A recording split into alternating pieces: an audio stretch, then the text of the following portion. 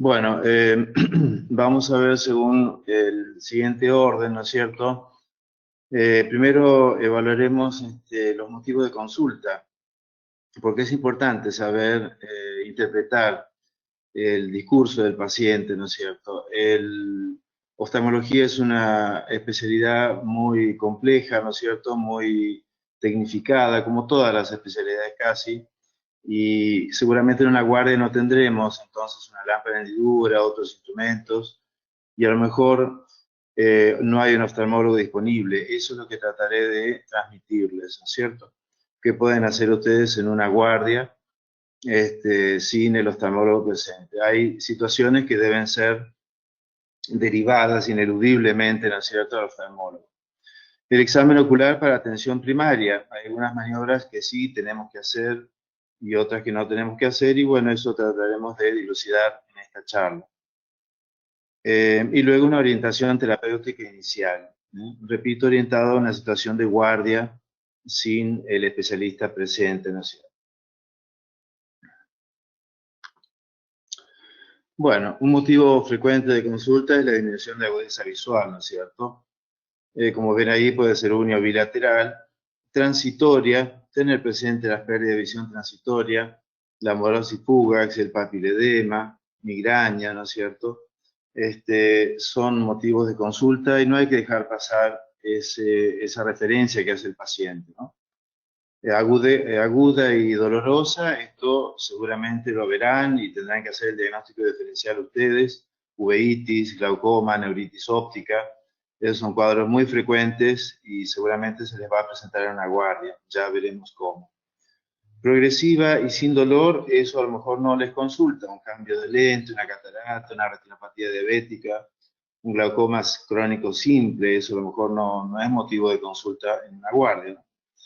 Y agudo y sin dolor, puede que les consulten un traumatismo, en una cuestión vascular, ¿no es cierto?, como la hemorragia vítreo, oclusión de arteria o vena central, o un desprendimiento de retina. Alteraciones de campo visual. A veces la persona refiere que hay una zona que no ve, ¿no es cierto?, un área que no ve, una mitad que no ve. Entonces pensaremos en cuestiones neurológicas, en glaucoma, en oclusión de rama o arteria venosa central. O sea, el territorio que está afectado es el área que la persona refiere como que no ve. Entonces tenemos presentes esas causales, otras también. Esas son las más frecuentes. La visión distorsionada es muy posible en edad media de la vida, ¿no es cierto? En situaciones de estrés, puede haber una patología retinal que es muy frecuente, que da distorsión de la grilla, del grid de Amsler. Eso ustedes en una hojita de cuadriculada, ¿no es cierto?, marcan un punto en el centro y con la corrección óptica, si necesita, le piden que mire, mirando ese punto central, diga si las líneas no están distorsionadas. Es un estudio muy simple y muy fundamental. Es como un campo visual, una perimetría de la visión central. Fotopsia también se refiere, es un síntoma importante, destellos de luz, relámpagos, con los ojos cerrados, o sea, es espontáneo, ¿no es cierto? No hay reflejos de luz, sino que espontáneamente se produce, lo refiere la persona. Implica tracción mecánica de la retina. Por eso es importante. Una tracción mecánica puede terminar en un desgarro y en un desprendimiento de retina. Entonces, tener presente este síntoma si es agudo. Pedir entonces una interconsulta con oftalmólogo. Pudiera haber otras causales, como dice, migrañas, otras. Esto se asocia con miodesopsias. Entonces, los cuerpos flotantes vítreos. El paciente lo refiere como moscas, telarañas, según la forma que tenga en el vítreo. Entonces, repito, son cuerpos flotantes vítreos. Entonces, según como la forma que tiene, el paciente lo refiere con su discurso, ¿no es cierto?, ¿no? Se mueven al cambiar la dirección de mirada. No tienen importancia si son antiguos. Todos podemos ver cuerpos flotantes vítreos, miodesopsis, pero son agudos y asociados con el síntoma anterior. Bueno, puede ser un pródromo de desprendimiento de retina, desgarros, etc.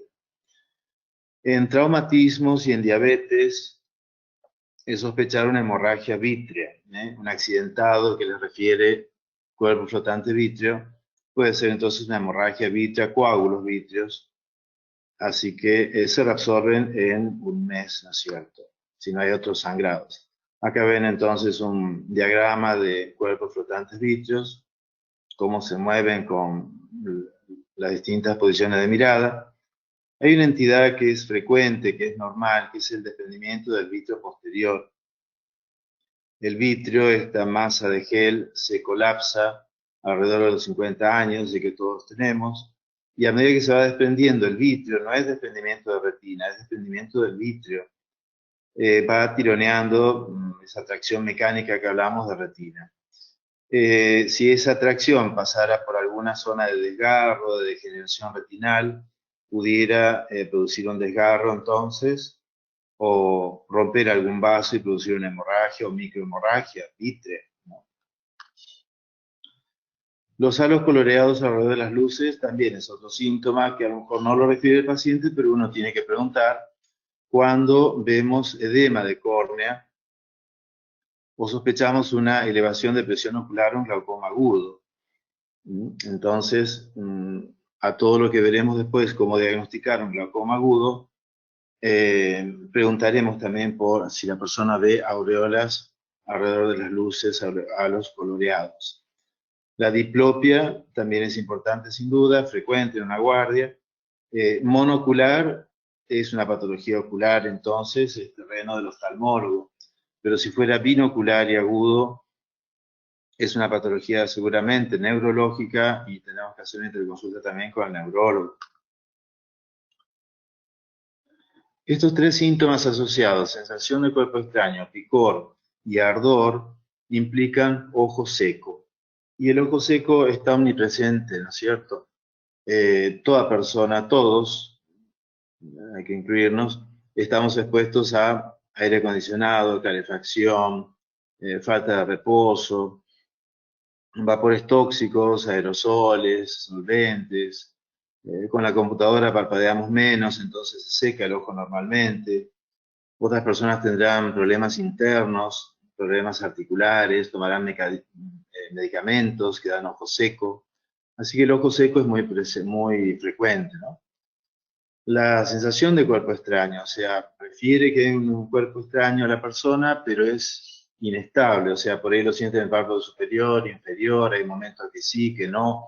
Esto es sensación de cuerpo extraño. Tendríamos que revisarlo, como dice acá, con tinción de fluoresceína, versión de párpado superior. Eso ya lo veremos próximamente ahora.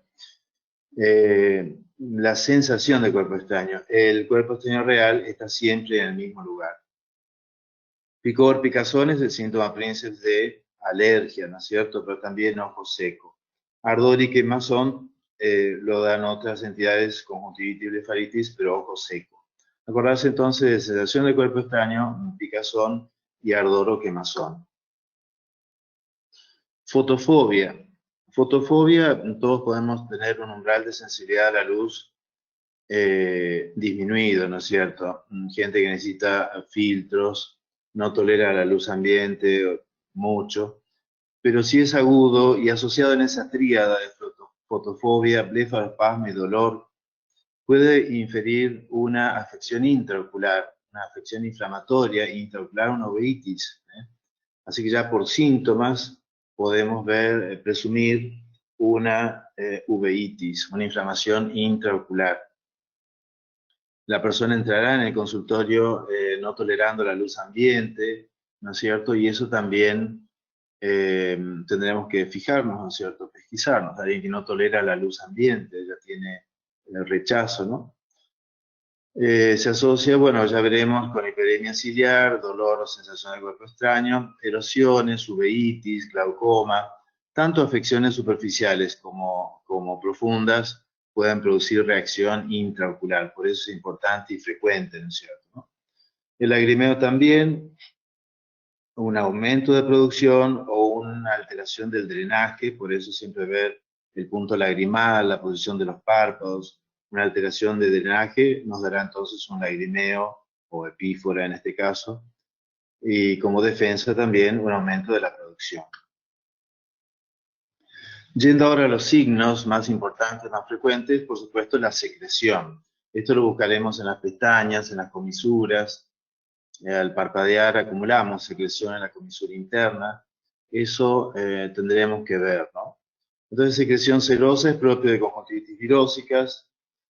Secreción mucosa es blanquecina, elástica, ¿no es cierto? La persona nos lo muestra generalmente, se toca, nos lo muestra. Hay que recomendarle que no se frote, no se toque el ojo.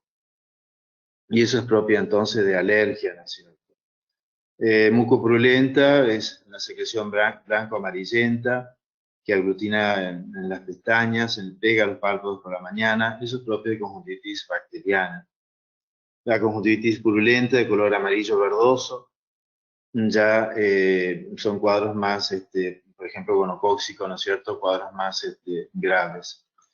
Generalmente veremos la conjuntivitis virósica, ¿no es cierto? Eso es muy frecuente, así que una secreción fluida, transparente, y la mucopurulenta, eso es lo que más frecuentemente vemos. El edema palpebral, les aconsejaría que acá por contraposición he puesto dos imágenes, se manejen con el concepto de un edema frío, que sería este de la izquierda, de que no hay mayor reacción inflamatoria, y un edema caliente, ¿no es cierto?, el de la derecha. Edema frío sería una alergia, una picadura de insecto, síndrome nefrótico, otras causas, ¿no es cierto? Un edema frío, ustedes palpan y no hay dolor. En cambio acá es un tremendo dolor, una fijeza del globo ocular. En este caso tenemos una celulitis, ¿no? Una infección por detrás del ojo, un compartimiento orbitario, y que empuja el globo ocular hacia adelante, infiltra, limita los movimientos, tendrá diplopia sin duda. Ven acá una secreción mucopurulenta. También una dacriocistitis en la comisura interna, una infección de la vía lagrimal, también es frecuente en la guardia, ¿no es cierto? Así que celulitis, dacriocistitis y orzuelos. No olvidarse los orzuelos, una reacción inflamatoria dolorosa localizada. Puede tener un edema peripalpebral, pero será, o sea, la zona de dolor será el foco puntual ahí circunscrito.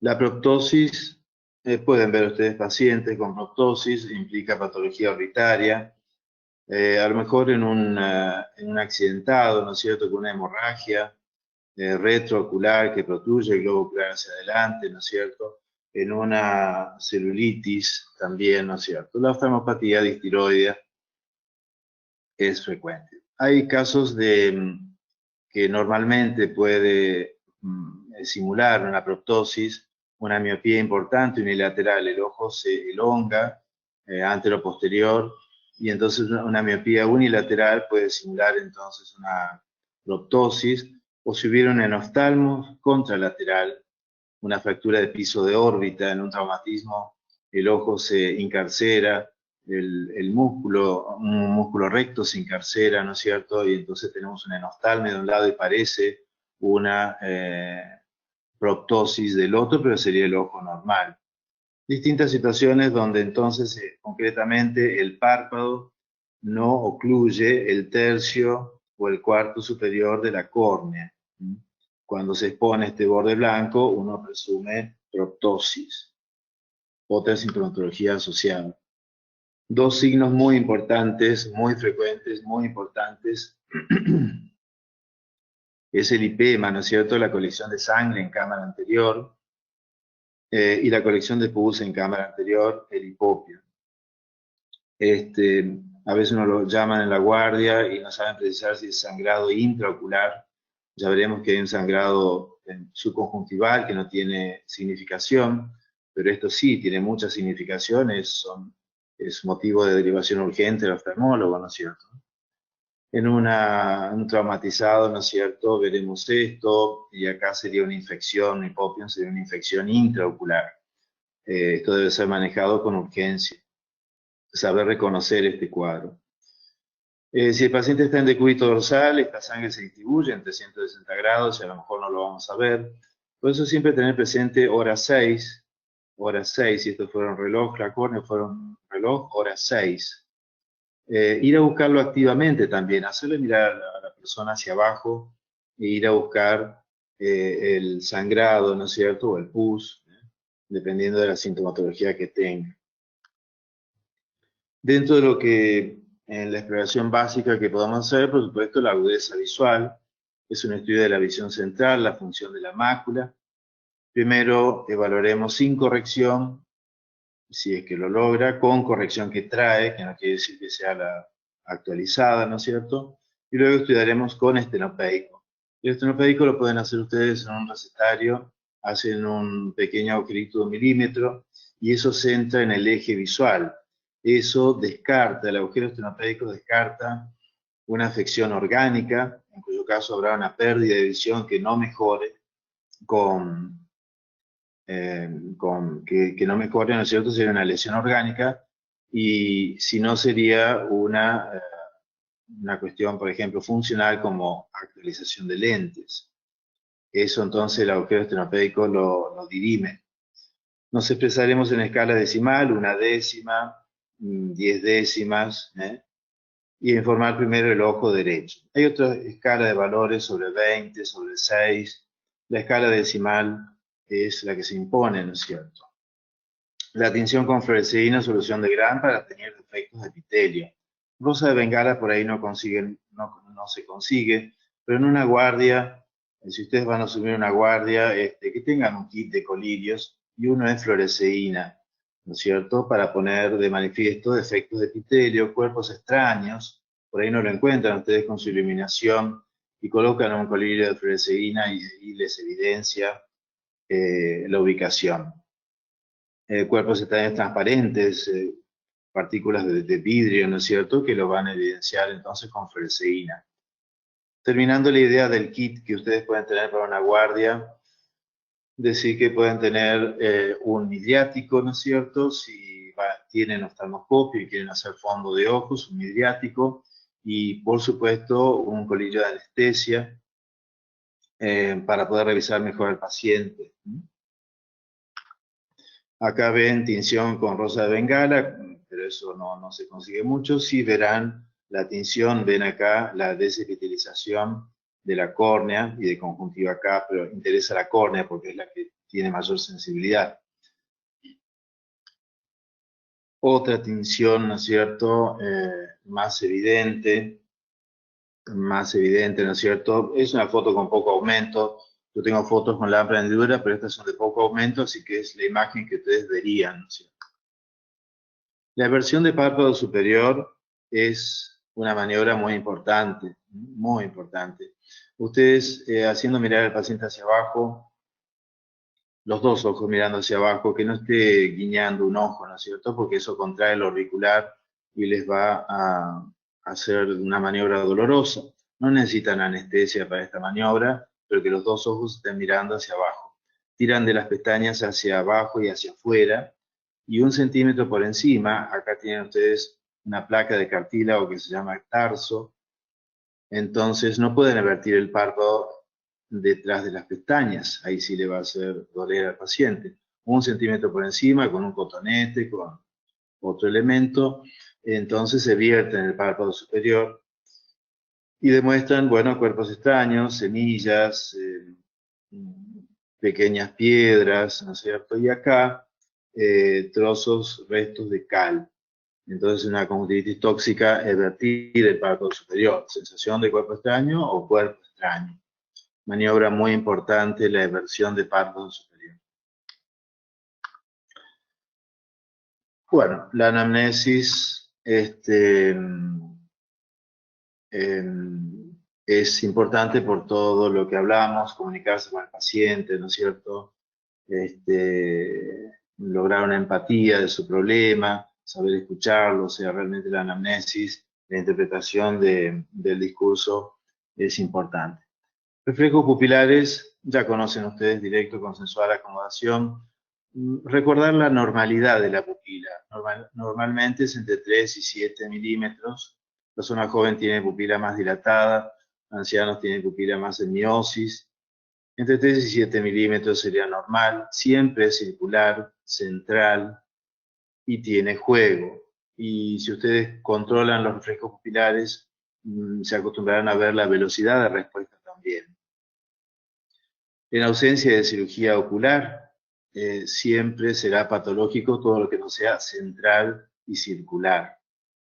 Y también llama la atención el efecto pupilar aferente relativo, entonces donde la pupila se dilata con el estímulo luminoso, cuando siempre tenemos que tener una contracción, como acá. Esto sería normal, iluminamos, en esta animación se ve, ¿no es cierto? Iluminamos y la pupila se contrae, y acá la pupila se dilata. Para que vean, esta respuesta implica una alteración prequiasmática muy importante. Ser perceptivos de reacciones menores también, ¿no? Al hacer este movimiento de pasada entre un ojo y otro, tratar de detectar pequeños aumentos entonces. ¿Cuál es la pupila normal? Como ya dijimos, puede haber diferentes variaciones en jóvenes y en adultos. Una anisocoria mayor en iluminación, o sea, la pupila tiene que contraerse, por lo tanto la patológica es la midriática. Y una pupila en penumbra debe dilatarse y por lo tanto la patológica es la miótica. Eso es interesante. Como si entra la anamnesis, cuando empezó, los síntomas asociados, si hubo trauma ocular, uso de corticoides o medicamentos, por ahí la gente se coloca midriáticos por el farmacéutico, por el vecino, en fin, y entonces nos induce a error. El estudio de los movimientos oculares es muy importante para detectar diplopia, ¿no es cierto? Sobre todo acá los movimientos simultáneos, ¿no? Movimientos de hacer de mirar hacia arriba, hacia abajo, hacia un costado, hacia el otro. Y entonces ponemos de manifiesto los movimientos conjugados, simultáneos, simétricos. Ponemos de manifiesto alguna diplopia. Fíjense la imagen de acá del medio. La persona excursiona hacia la izquierda, pero a la derecha el izquierdo está limitado. Excursiona hacia la izquierda, hacia la derecha está limitado. Tan simple como esto, ¿no es cierto? Podemos detectar una parálisis parecia, entonces en este caso el sexto par. Campo visual por confrontación, ya lo saben. Lo único les recomiendo que lo hagan lentamente. Es un estudio un poco grosero, es útil, pero es un poco grosero, por eso tienen que hacerlo lentamente, ¿no es cierto? No hay un test sujeto pequeño, por eso ustedes la mano, el dedo lo mueven muy rápidamente, no le dan tiempo a la persona a responder bien. Pueden detectar hemianopsias o cuadrantopsias. Como vemos acá, homónimas, heterónimas, cuadrantopsias, etc. Acá recordar un poquito la producción del humor acuoso. Se produce acá en el cuerpo ciliar, va a la cámara posterior, detrás del iris, a través de la pupila pasa a la cámara anterior y por un proceso activo se excreta a través del trabeculado. Acá lo que simula es un glaucoma crónico de ángulo abierto. O sea, puede haber un glaucoma, un aumento de presión ocular con el trabeculado cerrado, una membrana basal engrosada, etc. Pero tenemos el cierre angular. Entonces, cuando acá, por ejemplo, la pupila se adhiere al cristalino en 360 grados, sigue produciendo el humor acuoso, el cuerpo ciliar, y incurva entonces todo el iris, pero la raíz del iris va a tapar el trabeculado. Entonces nos dará un glaucoma de cierre angular. El glaucoma agudo, por definición, es de cierre angular. Esto ustedes lo pueden pesquisar, el oftalmólogo con su lámpara de hendidura, pero ustedes lo pueden pesquisar con una linterna, simplemente iluminando al paciente en el sector temporal, en el plano del iris. Entonces, si el plano del iris está en un plano posterior, su iluminación temporal les permitirá iluminar el sector nasal también. En cambio, si el iris está en un plano más anterior, creará un cono de sombra por detrás. Esa simple maniobra, entonces, es uno de los signos que tenemos para detectar glaucoma agudo o uveitis, hacer el diagnóstico diferencial. Entonces, el tamaño de la pupila en glaucoma agudo, ya les adelanto, está en midriasis y en uveitis está en miosis. Y eso ya es contundente porque, les adelanto, hay situaciones intermedias, como siempre en medicina, ¿no? Cuadros que no son típicos. Entonces, digamos que ver el tamaño de pupila y ver la profundidad de la cámara anterior son dos elementos muy contundentes. El ojo rojo es inflamación ocular. Vamos a ver algunos ejemplos. La congestión, entonces, que uno ve, el ojo rojo, la dilatación vascular, puede ser una inyección conjuntival, en donde es todo el territorio de la conjuntiva vulvar y la conjuntiva tarsal. Pero le llamo la atención de esta congestión en particular, que es alrededor del limbo, vasos pequeños en cepillo. Esto es la circulación ciliar. Esta circulación implica inflamación intraocular.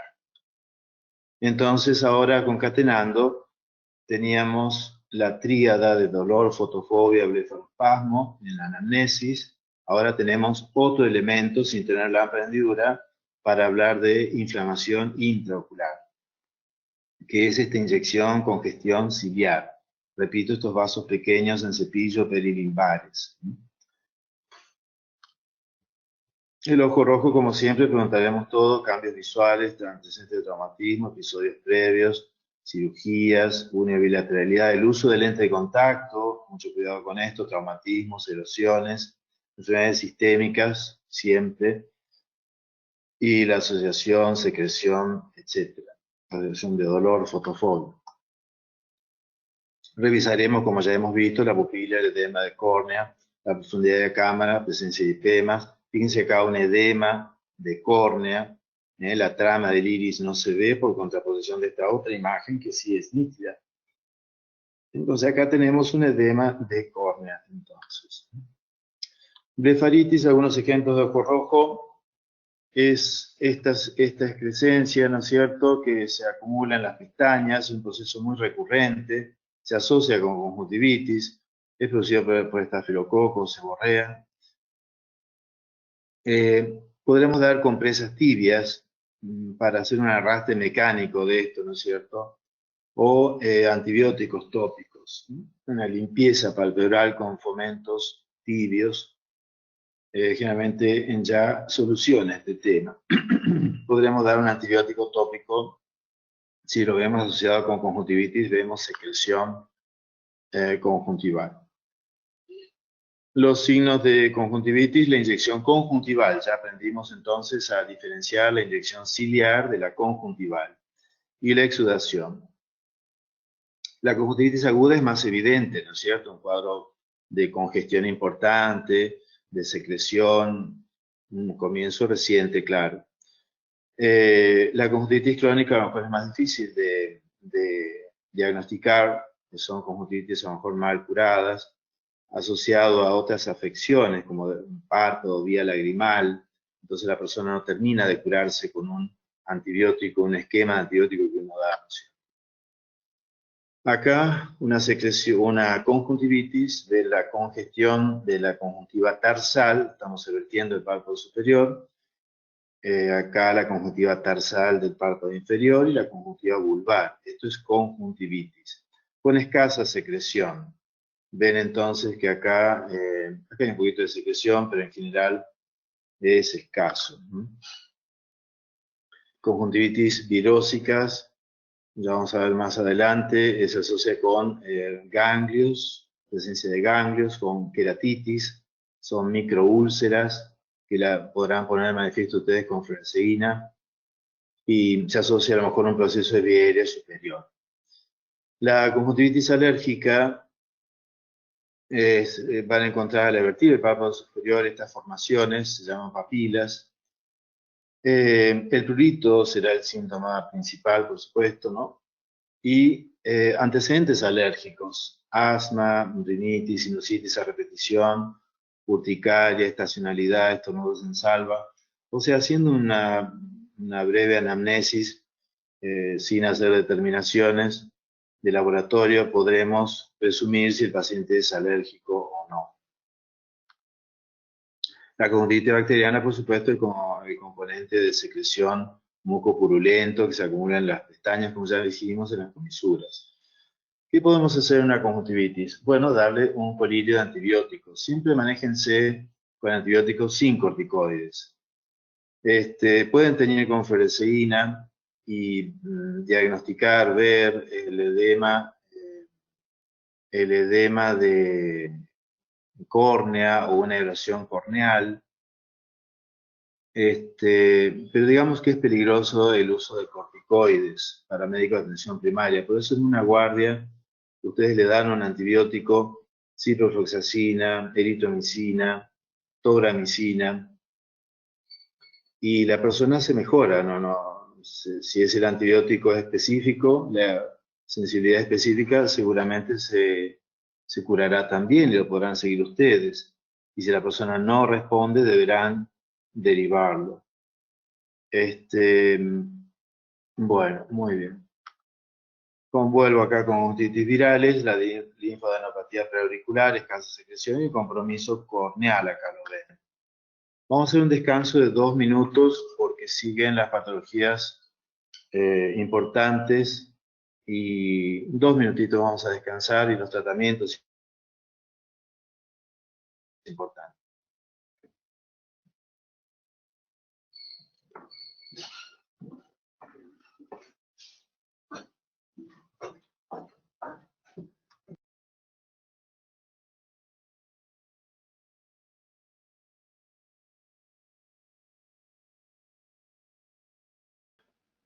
Sí, ahí pueden ir haciendo las consultas por el chat de la sala, eh, así el disertante la responde al final.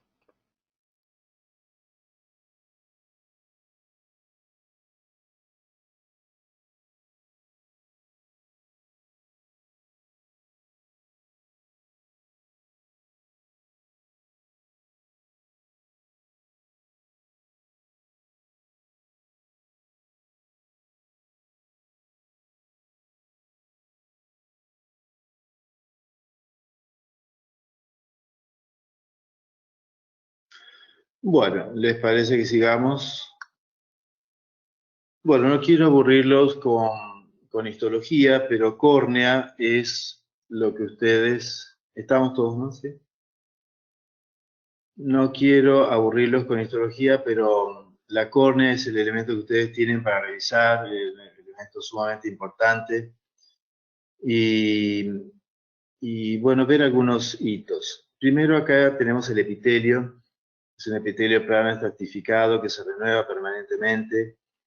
¿Qué implicancia tiene para ustedes esto? Bueno, que si una erosión de la córnea es superficial, curará en 24 a 48 horas con transparencia. Haciendo oclusión, curará en 24 a 48 horas con transparencia. Si ya toca el estroma, que está compuesto por unas capas de fibrilla, ¿no es cierto?, de colágeno, una periodicidad, una regularidad, ¿no es cierto?, importante. Esto hace la transparencia de la córnea, el hecho de que no tenga vasos. Cualquier erosión entonces que distorsione ese estroma curará con opacidad. Un objeto incidente perpendicular será transfixiante. Acá tenemos una capa que se denomina membrana de Descemet y es sólida, hace la solidez de la córnea, pero si el objeto incidente es perpendicular, será transfixiante, perforará. En cambio, si el objeto incidente es oblicuo, tiene una trayectoria oblicua, encontrará un plano dentro de la córnea o rebotará en todo caso en la Descemet. Estas situaciones tenganla presente para otros elementos que veremos. La infección e inflamación de la córnea compromete el epitelio y el estroma subyacente. Lo que ya vimos, disminución de visión, fotofobia, dolor, el defecto de epitelio que se tiñe.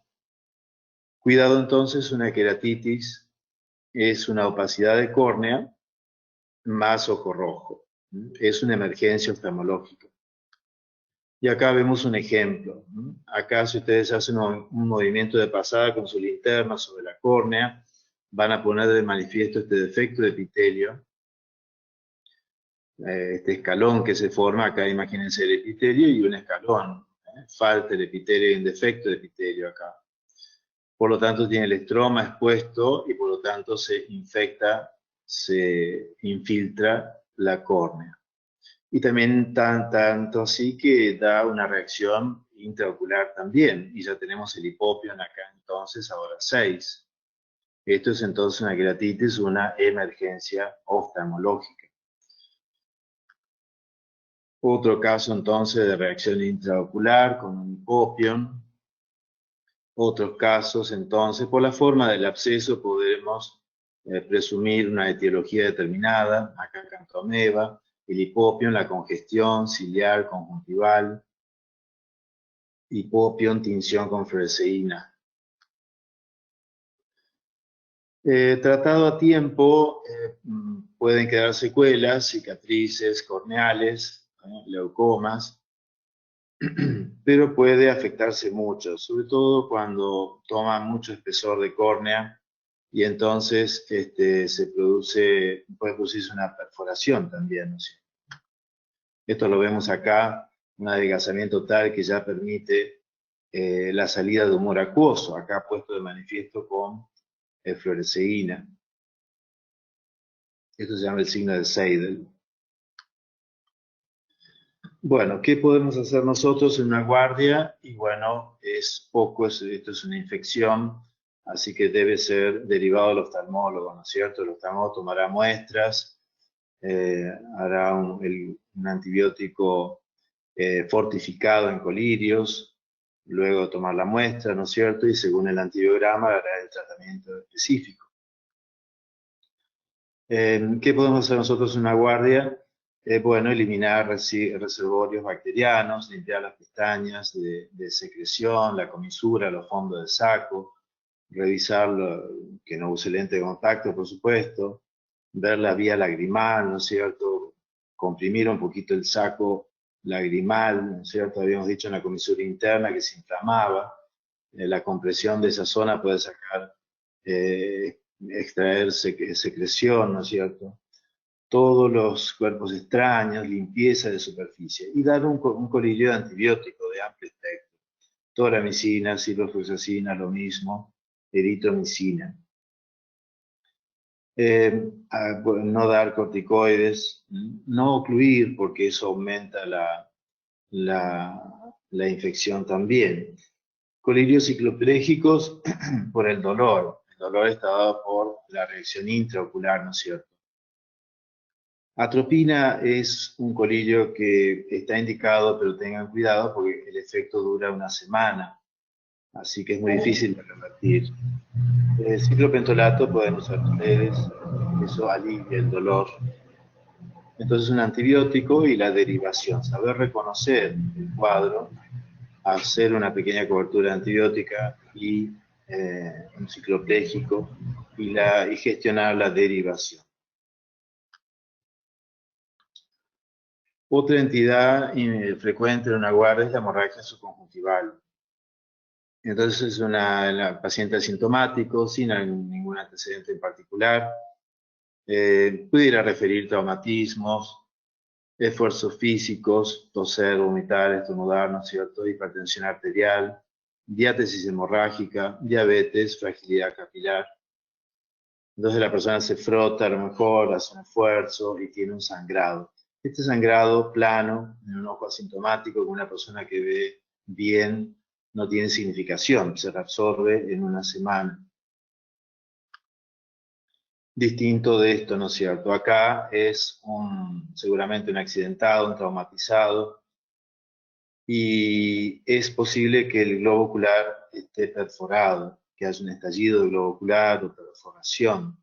Por eso hacer una palpación acá, pero suave. Comparar el otro ojo, la tonicidad del otro ojo con esta tonicidad, ¿no es cierto? Que pudiera ver acá, repito, palpar con cuidado. Detrás de este edema hemorrágico, esta quemosis hemorrágica, puede haber una herida, ¿no es cierto? Acá a lo mejor no, ¿no es cierto? Gente que ha tenido hemorragias a repetición pudiera tener una buena función visual, tiene visión la persona, tomamos la agudeza visual, no tiene una alteración de tonismo. Igualmente podríamos derivar al oftalmólogo para que haga un examen del segmento posterior, o sea, por qué se produjo esto y que se vea el fondo de ojos. No olvidarse del segmento posterior. Lo que ustedes manejan es la parte anterior, pero el fondo de ojos también es importante.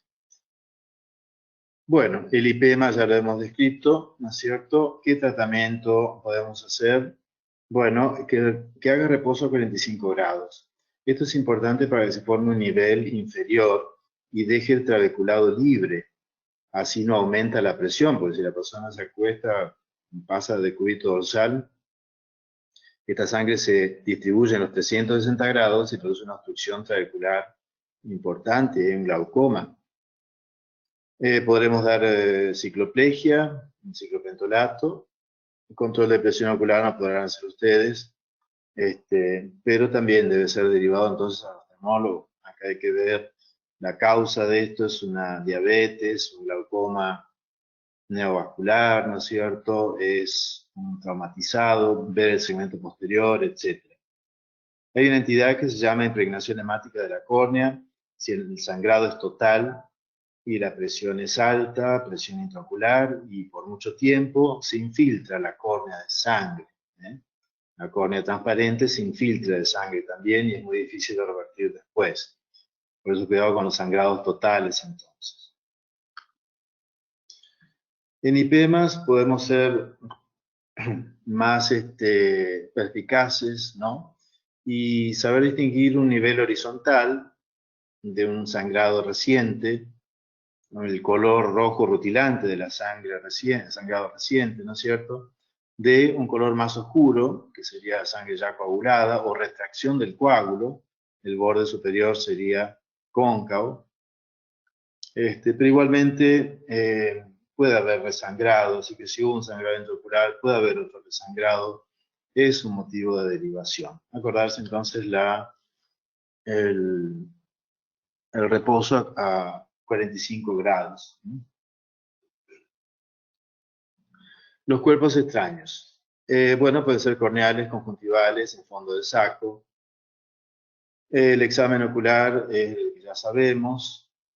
Podemos, con el oftalmoscopio, tiene ese disco de Recos que se adapta a miopía o hipermetropía del paciente o del médico y poniéndolo en lentes positivos de 20 podemos tener una visualización con magnificación de la parte anterior y así poder ver también cuerpos extraños.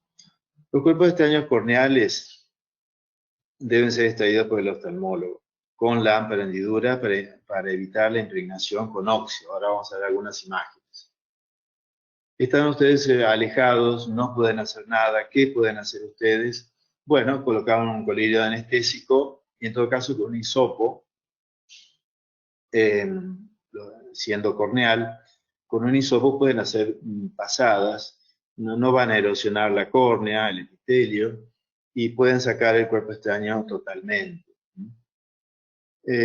Trabajar con una aguja de punta sería desorganizar mucho el estroma, crear surcos en profundidad, que la cicatrización será muy imperfecta y quedarán sensaciones siempre.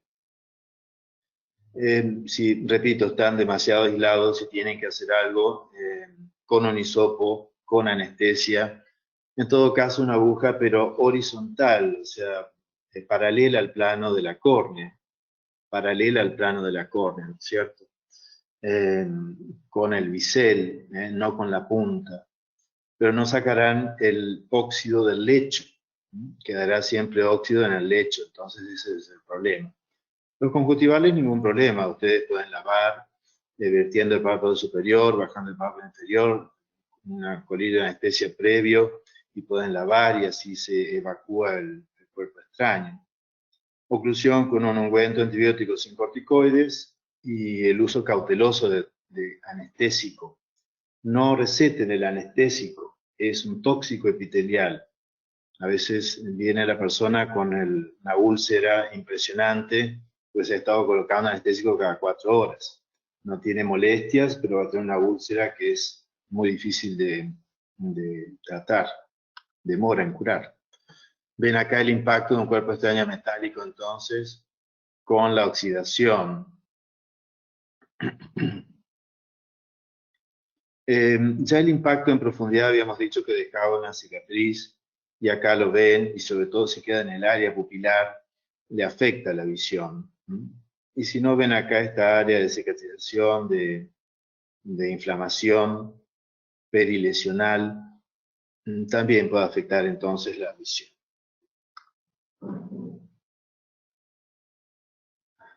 A ver, me disculpan por favor un minutito que están llamando. Perdón, estos son los efectos de la... Un segundito, un minuto por favor.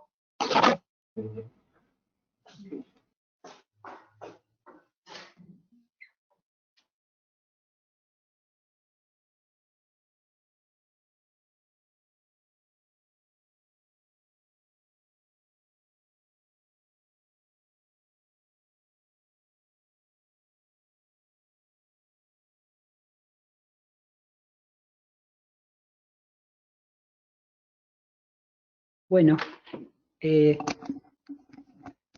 mientras el doctor en un segundo vuelve, les comento algunas modalidades de lo que vamos a tener.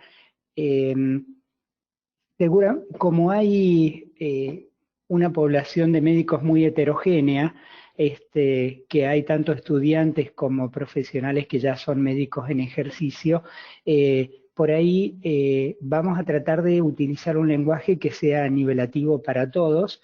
Igualmente lo vamos a suplir con todo este material didáctico que se le va a estar mandando después al final. Ahí lo dejo de vuelta al doctor. Sigues Bueno, vos. gracias, doctor. Pido disculpas, pero estoy solo. Bueno, estos son cuerpos extraños ya perforantes. Ven cómo inciden entonces a través de la córnea, llegan entonces a cristalinos, pueden ocasionar una catarata aguda, ¿no es cierto?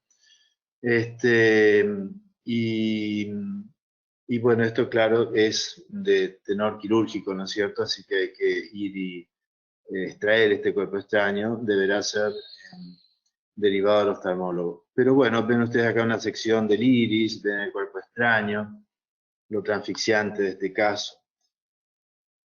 O sea, otro tipo de cuerpos extraños más graves. Esto que yo decía de la aguja de punta, en todo caso con el bisel horizontal paralelo al plano del iris, de la córnea, perdón, paralelo al plano de la córnea, pero claro, claro, el oftalmólogo con la fresa corneal, este torno, la fresa corneal da una erosión en pendiente suave y la cicatrización es mucho más eficiente, ¿no es cierto?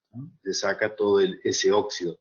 Ven, cuando impacta, queda ese óxido, ustedes con la aguja en superficie de punta, claro, pueden crear esos surcos que ya hablé, y en superficie pueden eliminarlo, pero a lo mejor no sacan todo. El oftalmólogo llega hasta la profundidad entonces, y repito, esa úlcera en pendiente suave que se epiteliza más fácilmente. La oclusión entonces con un ungüento antibiótico luego de un cuerpo extraño, ¿no es cierto? Cuerpo extraño intraocular es posible, partículas de tamaño pequeño que desarrollan entonces alta velocidad y pueden penetrar el globo ocular. Es frecuente, bueno, en las perdigonadas, sea, antecedente de evento con arma de fuego, soldadores, pueden sospechar ustedes si hay una puerta de entrada, una herida palpebral, un edema corneal, ¿no es cierto? Pueden sospechar un cuerpo extraño intraocular. Si fuera metálico, pediremos una radiografía y eso es muy evidente. Y si no se acuerdan ustedes de estas proyecciones, no importa, le piden al radiólogo que sospechan ustedes un cuerpo extraño metálico intraocular y y que él vea la proyección que mejor lo demuestre o lo descarte. Simplemente entonces una placa radiográfica. Por supuesto, no podemos ver alteraciones de pupila, como vimos en estos transfixiantes, hipema o pacificación del cristalino. Cuando se incide la cápsula del cristalino, se produce una catarata aguda. Así que la intumescencia, la opacificación del cristalino es frecuente. Acá entonces una placa con un cuerpo estaño metálico intraocular evidente, no tan evidente acá, más pequeño. Bueno, un gran tema para ustedes es glaucoma. Glaucoma, el crónico simple, es difícil que vaya a una guardia, como ya dijimos en la anamnesis. Glaucoma crónico simple, porque es silente, es lentamente progresivo, no hay que perder tiempo, pero es lentamente progresivo. El diagnóstico a lo mejor lo pueden hacer ustedes al hacer un fondo de ojos y ver una excavación papilar aumentada. Ahora vamos a ver unas fotos. La presión ocular ustedes no pueden tomar, generalmente no hay para tomar una guardia tonómetros. Sí pueden ver, si hacen fondo de ojos, la excavación papilar aumentada. Pueden preguntar por antecedentes familiares de glaucoma, puede tener ya tratamiento previo, diagnóstico previo, tratamiento previo. Mayor de 40 años estadísticamente hablando. Lo que sí van a ver ustedes es el glaucoma agudo por cierre angular. Hay situaciones predisponentes, un ángulo estrecho, eso lo ven ustedes con esa maniobra de iluminación lateral, un ángulo estrecho, que al desencadenar una midriasis con medicamentos en la oscuridad, o al leer boca abajo, el cristalino va para adelante, una catarata hipermadura, provoca entonces un cierre angular, el cristalino yendo hacia adelante, ¿no es cierto? Entonces, todos los síntomas que ya conocen ustedes, disminución de visión, los halos coloreados, el dolor, los náuseas, vómitos. La congestión marcada es importante, pero es inespecífica. La córnea, el edema de córnea es importante, pero es inespecífica. La midriasis, como ya dijimos, por contraposición con la uveitis y el estudio de la cámara anterior. La dureza del globo ocular.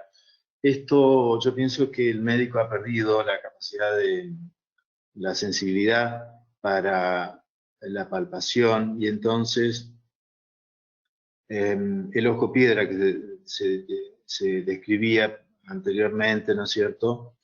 Es muy difícil de pesquisar ahora, como es un ojo duro. Sí, la palpación ocular es importante en caso de hipotonía. Ahí sí es evidente, ¿no? La hipotonía, la tensión muy baja de un ojo y de otro, eso implicaría una herida ocular. Este tratamiento de un glaucoma agudo, el médico de atención primaria, claro, no puede hacerlo. Debido a como dice el texto ahí, es una situación que amenaza la visión y ante la sospecha de este cuadro, el paciente debe ser remitido al especialista de forma urgente. El oftalmólogo puede hacer una punción de cámara anterior y baja la presión casi inmediatamente, así que realmente es muy espectacular. Puede hacer un tratamiento médico, pero puede hacer una punción. ¿Qué puede hacer el médico de atención primaria en una guardia? Entonces a la noche, no hay oftalmólogo disponible. ¿Qué podemos hacer? Bueno, podemos darle un comprimido de acetazolamida. Un comprimido. Tiene un estado nauseoso la persona, así que con poco volumen de agua, agua tibia, poco volumen, ¿no es cierto? Un comprimido. No lo va a curar, no va a bajar una presión normal, pero por lo menos disminuye el daño sobre el nervio óptico. La persona se baja la presión, no a niveles normales, repito. Beta bloqueantes o colirios, otros, que lo siga haciendo la persona si ya lo tiene, pero cuando la presión es mayor de 30 no hacen efecto. Por eso los colirios que lo siga haciendo, pero, repito, no tendrán efecto. En los libros de texto se describe pilocarpina. Es importante, ¿no es cierto? Lo que pasa es que está contraindicado por uveitis. Y tenemos que tener muy en claro que la persona no tiene uveitis asociada. Y hay cuadros asociados, como siempre en medicina, uveitis hipertensivas. Entonces, pilocarpina pudiera ser contraproducente. Agentes hiperosmóticos, manitol, una persona que viene a una guardia a la noche sin conocer el estado renal, cardíaco, usar manitol, en fin, es de cierto riesgo. Corticoides tópicos es una medicación secundaria. No, en general traten de no manejarse con corticoides por el riesgo de herpes, pero es un tratamiento secundario. Un glaucoma agudo hay una reacción inflamatoria, pero es secundaria, ¿no es cierto? No olvidarse del tratamiento del ojo sano. Si hay un glaucoma agudo, un cierre angular para un ojo, el ojo sano pudiera tener el mismo efecto también. El tratamiento definitivo será la iridectomía periférica con láser de argón o Jack láser, eso a cargo del oftalmólogo entonces. Acá vemos unos ejemplos de glaucoma agudo. No hay mucho edema de córnea, pero ven que la trama del iris se ve borroso, ¿no? Inyección ciliar, conjuntival, la pupila en midriasis, ¿no? Acá hay una iluminación difusa antero-posterior. Acá una imagen de lámpara hendidura. Ven como el iris está venido hacia adelante. La raíz del iris posiciona la córnea. Entonces, esto es la imagen de lámpara hendidura, pero ustedes lo pueden demostrar con su linterna iluminando lateralmente, ¿no? Tienen la misma imagen. Acá un cuadro más evidente de glaucoma agudo con sí edema de córnea, no se ve bien la trama del iris, la pupila en midriasis sería vertical si fuera típico, el cuadro típico.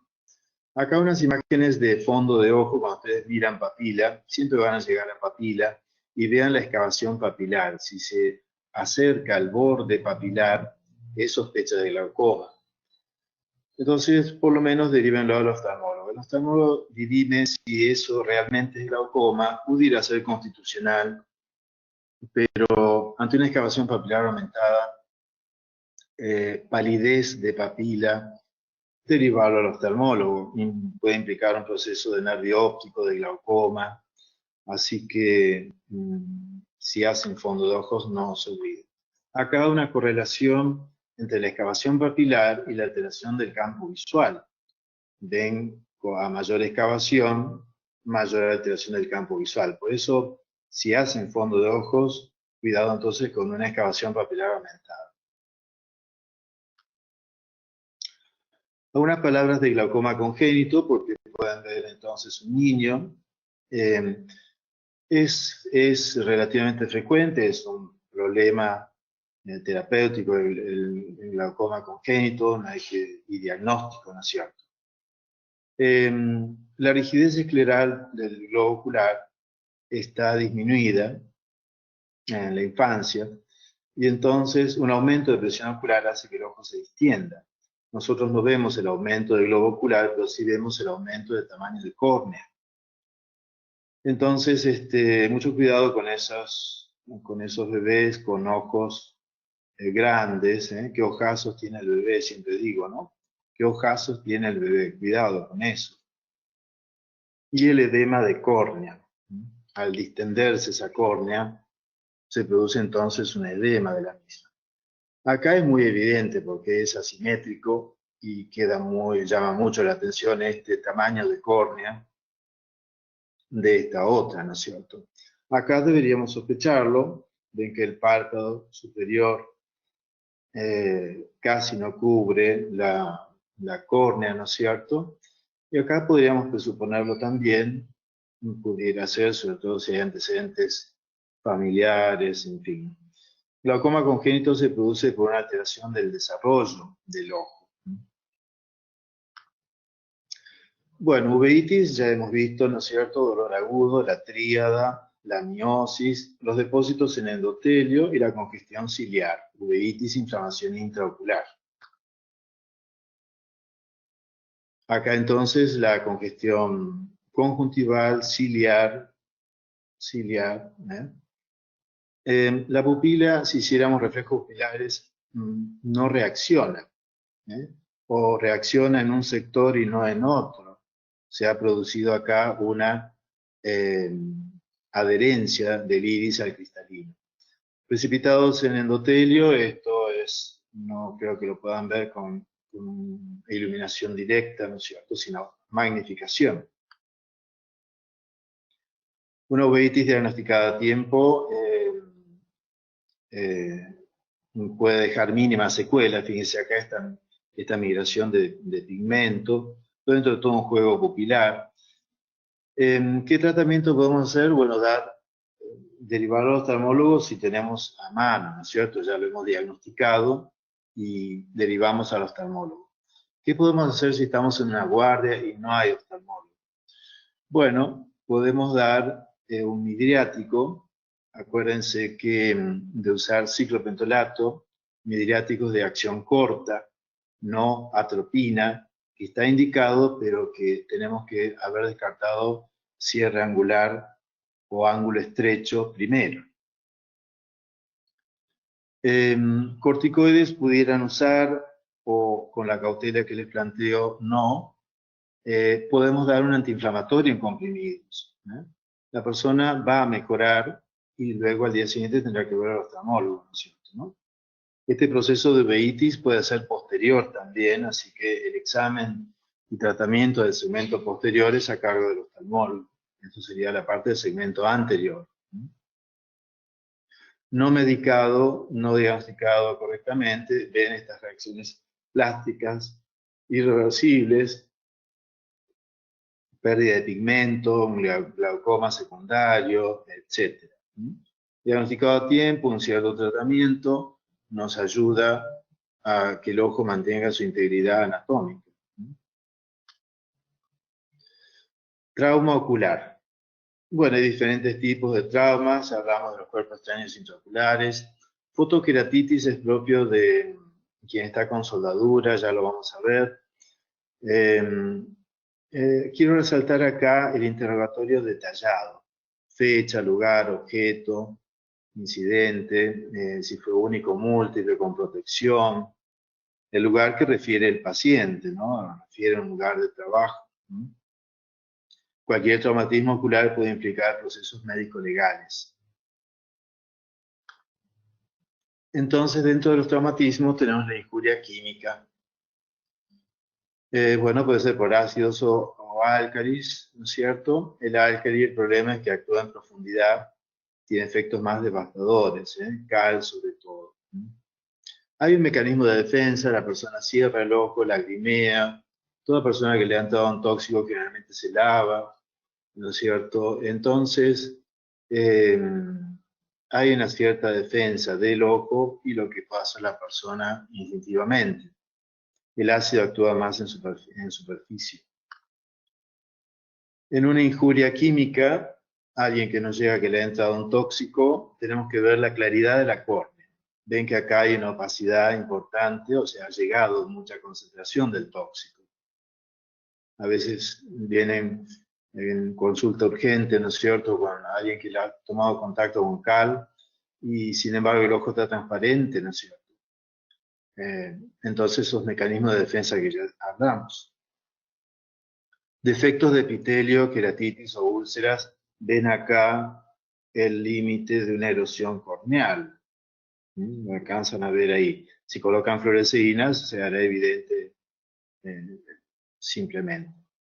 El grado de isquemia limbar, ven que acá esta parte blanca no es que está indemne, sino que está destruida. Realmente al haberse quemado esta córnea, también ha destruido acá el limbo. Y acá están presentes las células pluripotenciales que van a regenerar el epitelio de la córnea y de la conjuntiva. Y al fallar, falla ahí una barrera y entonces hay una invasión desde la conjuntiva hacia la córnea. Este cuadro llevaría tiempo ya, no sería tan agudo entonces. Presión ocular no pueden verificar ustedes. Bueno, cuadros más extremos de destrucción total, necrosis de córnea, secuelas, cicatrices de estas quemaduras químicas, una conjuntiva muy fibrosa, no es una conjuntiva transparente, opacidades, neovascularizaciones. Esas son secuelas de procesos muy graves, ¿no es cierto? ¿Qué podemos hacer en una injuria química? Bueno, primero, abundante irrigación. Lo que ha hecho el paciente instintivamente, nosotros lo complementamos. Esto diluye el tóxico y elimina el químico tóxico también.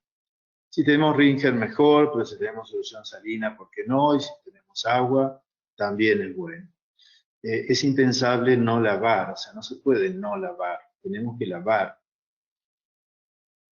Neutralización del pH, si tenemos los reactivos bien, el hecho de lavar ya neutraliza eso, ¿no es cierto?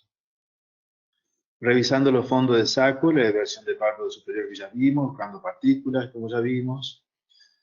El control de la inflamación, corticoides con cautela, ¿no es cierto? Algún antiinflamatorio, cicloplégicos por el dolor. Y un ungüento de antibiótico, sin corticoides, por supuesto. Un ungüento de antibiótico. Este ungüento crea una interfaz entre la córnea y el párpado. Cuando hay una reacción así importante, la conjuntiva vulvar del globo ocular y la tarsal del párpado tienden a pegarse, llamándose simbléfaron. Entonces las dos conjuntivas tienden a pegarse. Por eso la revisión de los fondos de saco, un ungüento de antibiótico crea como una interfaz, una capa de ungüento que separa esas dos conjuntivas y evita que se fusionen. Tenemos que mandar a interconsulta con un oftalmólogo. Pero nosotros podemos hacer una guardia de ese tratamiento. Si lo tenemos que seguir, al día siguiente no encontramos el oftalmólogo y tenemos que seguirlo, bueno, podemos volver a hacer un lavado, podemos revisar los fórnices si no se ha intentado pegar la conjuntiva a pesar del ungüento. Ese ungüento puede evacuar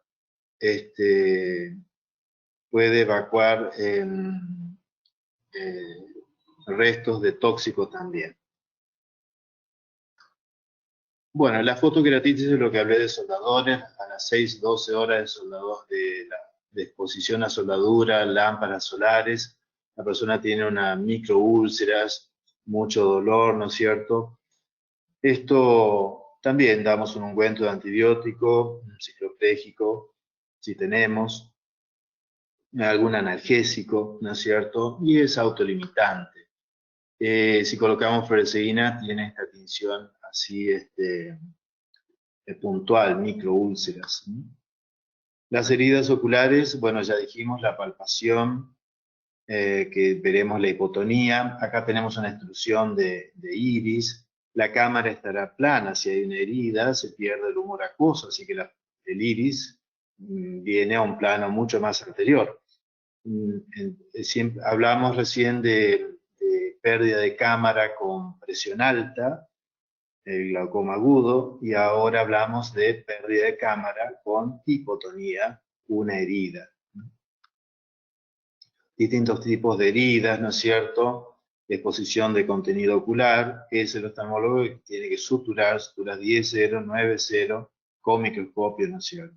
Heridas muy anfractuosas, muy difíciles de solucionar.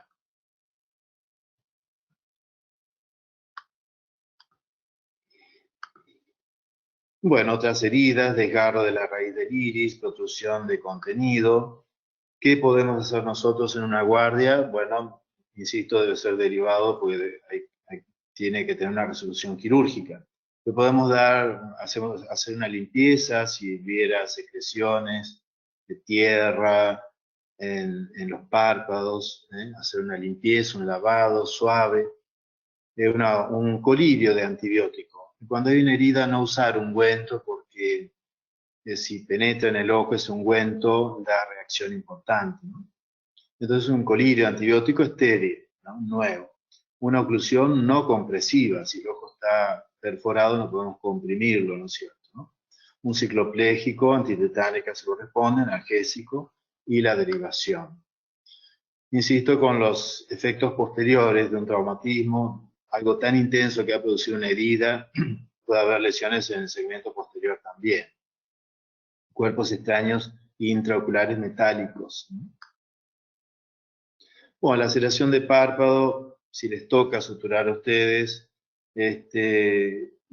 empezar por el borde libre. El borde libre, ¿no es cierto?, unirlo con el otro borde libre. Ese que sea el primer punto para posicionar entonces bien la línea del párpado, que no queden escotaduras. Y luego suturar con seda o nylon 8-0, 7-0, el resto, ¿no es cierto? De la manera más simétrica posible, una restitución de la integridad. Fractura por hundimiento de piso de órbita, esto es frecuente, la persona tiene un ojo hundido, ¿no es cierto? Tiene quemosis, tiene diplopia, porque hay un encarcelamiento de un recto, como vemos acá. Acá hay una defensa, un reborde óseo orbitario, pero cuando el agente incidente cabe justo en esta zona, empuja el globo ocular hacia atrás, vence estas láminas óseas y contenido entonces orbitario y del recto se encarcelan. El examen es el que ya conocemos y la derivación, porque esto lo tiene que solucionar el especialista de cabeza y cuello. El oftalmólogo para ver el daño ocular. Acá una tomografía con velamiento de cavidades aéreas, senos paranasales, una quemosis, una enostalmia, limitación de los movimientos, la persona mira hacia arriba, ve que está circunscrito ahí. Bueno, y el traumatismo con airbag para terminar, que es frecuente la explosión del airbag, entonces umbilica la córnea y da ese edema bilateral, puede haber edema como ahí abajo. Habrá que ver un examen de ese traumatismo. Bueno, yo he terminado, no sé si quieren hacer algunas preguntas. Sí, doctor, tengo algunas consultas que han ido entrando. Tal vez Muy bien. algunas ya las ha respondido a lo largo de la exposición, cualquier cosa vuelva a repetirla. Muy bien. Carolina Kers consulta, ¿qué antibiótico y cuántas gotas usa para conjuntivitis bacteriana y para blefaritis? ¿Y cuánto tiempo? Bueno, los antibióticos habituales. Me he enfocado, por supuesto, en el tratamiento en guardia, ¿no es cierto? En una guardia que puede hacer la persona en la guardia. Los antibióticos habituales, eritromicina, ciprofloxacina, cada 4 horas, 4 días, un esquema de tratamiento, ¿no es cierto? Perfecto, doctor. Siguiente consulta de Angelina Heisen. El glaucoma agudo es más frecuente en adultos mayores. ¿En qué casos puede producirse en jóvenes? ¿Y cuáles son los factores de riesgo más importantes? El glaucoma juvenil es frecuente. Es un glaucoma congénito de manifestación tardía. No quise ahondar en eso. Al hablar de 40, por eso resalté de 40 años estadísticamente hablando, porque claro, puede haber el glaucomas en jóvenes y atrofias de nervios ópticos en jóvenes también. Es más raro el glaucoma. Repito, es congénito de manifestación tardía. Sería lentamente progresivo entonces, pero en toda persona, el oftalmólogo, alguien consulta por lentes y sin embargo hace un examen general y toma la presión ocular también, en jóvenes también. Perfecto, doctor. Germán Ramos le consulta si podría aclarar con qué medidas se hacen las derivaciones citadas que son diagnosticadas en las guardias. ¿Con qué medidas? Sí, así dice la pregunta. Si podría aclarar con qué medidas se hacen las derivaciones citadas que son diagnosticadas en las guardias. No sé si Germán quiere aclarar la pregunta y seguimos con la próxima. A ver, Bueno, bueno, sigo con la próxima consulta. Germán, que escriba la pregunta nuevamente, si puede explayarse un poco más. sí. La siguiente consulta es de Andrés Usinger. ¿Se puede usar una dilución con lidocaína y solución fisiológica en el agudo de las fotoqueratitis por soldadura? Sí, pero ya hablamos de no usarlo, de no recetarlo, ¿no es cierto? Porque es un tóxico epitelial, o sea que sí, para que la persona se alivie, colocamos un colirio de anestesia, ¿eh? Un colirio al llegar, así podemos revisar a la persona se siente más cómoda, podemos colocar otro colirio al dar de alta a la persona para que vaya tranquilo a su casa, pero la curación implica la restitución de la superficie que está agredida por esa radiación ultravioleta. Así que camas solares, soldaduras, produce alteración, como una quemadura superficial, es la regeneración. Entonces la oclusión, el reposo, el ungüento, eso favorece la restitución de la superficie.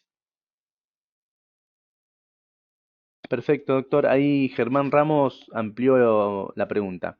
Él dice que se refiere a si se hace taponaje ocular. ¿En qué casos? En la guardia. La oclusión siempre, ¿eh? La oclusión siempre. La única distinción que planteé es que la mayoría de las veces será con ungüento, para lo cual podemos tener unidosis de ungüento, ¿eh? Para no hacer un uso masivo de un mismo envase, ¿no es cierto? ¿No? Bien, unidosis, hachecitos chiquitos. La única excepción que hice fue en las heridas, ¿eh? Porque ese contenido graso del ungüento puede ir a la parte intraocular. Daniela Bortoli. ¿Qué ungüento antibiótico se usa?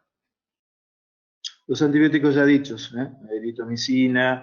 Eh, eritromicina, tobramicina, este, y ciprofloxacina, son los accesibles comercialmente sin corticoides. Perfecto, doctor. Creo que es la última consulta que veo hasta ahora. No, sí. Marianela Scota, ella consulta que para un traumatismo se recomienda no ocluir y utilizar un cono. Un traumatismo se refiere a una herida. Podemos, en la herida debe ser no compresivo. No compresivo. Podemos hacer un protector ocular. Yo cuando estoy en clase presencial, enseño a realizar un conito, ¿no es cierto? Pero bueno, un cuadrado lo cortan al medio, unen eso y le recortan los bordes y ahí tienen un cono protector, ¿no es cierto? ¿No? Entonces el problema sería acá, la gran distinción sería en heridas, ¿no? Heridas con el ojo hipotónico, que no se puede hacer compresión. Perfecto, doctor. De nuestra parte no hay más consultas. No sé si usted quiere terminar con alguna aclaración de algo, algún tema. Bueno, fundamentalmente volver a resaltar la anamnesis, nuestra forma de comunicarnos con el paciente sentirse escuchado es importante, ¿no es cierto? Eh, Luego de los tratamientos, tener unos ciertos elementos para poder actuar en una guardia y, y ser perspicaces en el examen, mirando bien, haciendo ese movimiento de pasada de linterna, viendo la profundidad de la cámara, son maniobras muy importantes. La eversión del párpado superior, nunca me voy a cansar de repetir todo eso, porque realmente es muy frecuente y muy fundamental. Ser perspicaces en mirar con detenimiento. Quien está muy aislado, ¿no es cierto?, pudiera comprar un elemento de magnificación, hay algunas lupas, entonces con una linterna y una lupa puede ver muchos detalles. Algunas fotos de las que mostré son de lámpara hendidura, pero como son a pequeño aumento, es la imagen que logran ustedes. Perfecto, doctor. Ahí me entró justo mientras usted hablaba otra consulta, se la hago. Eh, Figueroa consulta, ¿cuál sería una urgencia, si puede dar un ejemplo de una urgencia que deba haber en pocas horas el oftalmólogo en la guardia? Bueno, no hay nada en particular. Queda claro que una herida es un problema serio, queda claro que el glaucoma agudo es un problema serio, o sea, ahí tengo una diapositiva que no he mostrado respecto al Instituto Moorfields de Londres, lo que considera como urgencia. En realidad, todo es urgencia, ¿no es cierto? ¿No? Un tóxico, mientras ustedes lo laven, puede esperar un poco, ¿no es cierto? de última, la concentración de tóxico que ya entró, ya produjo la lesión, pero por lo menos que no empeore más, ¿no es cierto? Perfecto, doctor. Entonces, muchísimas gracias de parte del colegio y del SEMP. Estamos en contacto, así nos pasa esta presentación. Bueno, cómo no. Y cualquier otra consulta que quieran, me las pasan por correo electrónico, ¿no? Buenísimo, doctor. Muchísimas gracias, ¿ah? Gracias a Acá le todos. mucho Saludos a todos. agradecimiento, muy claro, doctor, están diciendo los asistentes. Muchas gracias Gracias. por su exposición, fue muy clara. Gracias. Hasta pronto. Hasta pronto.